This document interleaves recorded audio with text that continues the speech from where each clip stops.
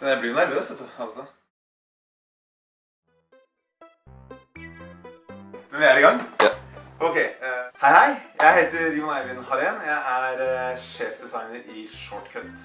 Og vi lager mobilapplikasjoner. Veldig mye for iPhone og en del for Android. Vi er kanskje mest kjent for apper som Trafikanten, eller Matprat, som vi er veldig stolte av. Og så har vi jo også kommet med Digipost, blant annet, applikasjon nå i sommer. Digipost kan du få på iPad. Vimp, samarbeid med Aspiro. Der kan du høre på John Coltrane, Stevie Wonder. Eller du kan høre på all annen musikk som finnes i hele verden, nesten som min far. Jeg skal snakke om 2 ting på Yggdrasil. Jeg har vært så heldig å få 2 foredrag med i år. Og det første, det handler om å designe en dødsbra iPhone-app for din bedrift. Og det jeg skal snakke om under det foredraget, det er designutfordringene man får når man skal lage noe som er sikkert veldig stort, veldig omfattende, veldig ambisiøst, hvor man har veldig, veldig gode tanker, og man skal få det ned på en sånn liten mobilskjerm, så det skal passe i håndflata di. Mye av det vanskelige der er å få navigasjonen riktig, og få innholdet til å være spisset nok. I tillegg få representert kunden, avsenderen for applikasjonen. Det være seg for eksempel Trafikanten, eller Matprat, eller Nordea, eller ditt selskap kanskje. Få det presentert med branding, logo, farger, typografi, akkurat sånn som man ønsker det, i den appen. Noe av problemstillingen er jo at en iPhone-app, sånn som Apple har bestemt litt at det skal være med sine retningslinjer, så er det egentlig ikke plass til branding.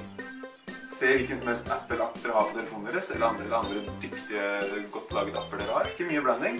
Vi har en del erfaring med det fra Shortcut. Det andre foredraget som jeg skal holde på årets Yggdrasil, det er å kommunisere smart i App Store. En ting vi ofte forbinder App Store med er topp 10-listene for nedlasting.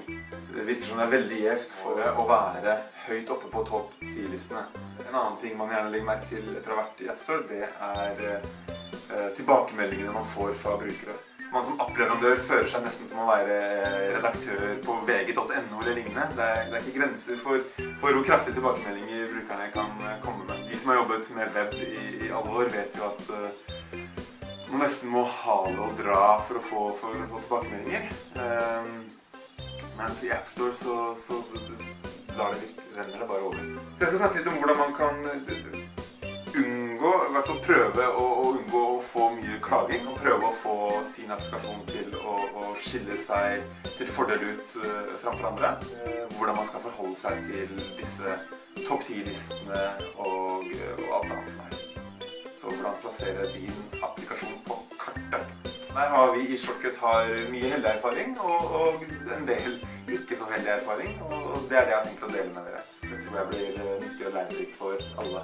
Jeg har jobbet med design siden midt på 90-tallet, webdesign i over 10 år, og var veldig tidlig ute med å gjøre iOS og mobilapp-design i nå bare 3,5 år, men det er vel så lenge som det har eksistert apper slik vi kjenner det i dag. Shortcut er jo det selskapet som var først ute i Norge med å lage en iPhone-app. Det var Trafikanten. Håper dere har lyst til å høre på meg det ene eller andre foredraget, og at dere finner det nyttig. Og håper vi ses på Yggdrasil. Det blir fint. Takk for meg.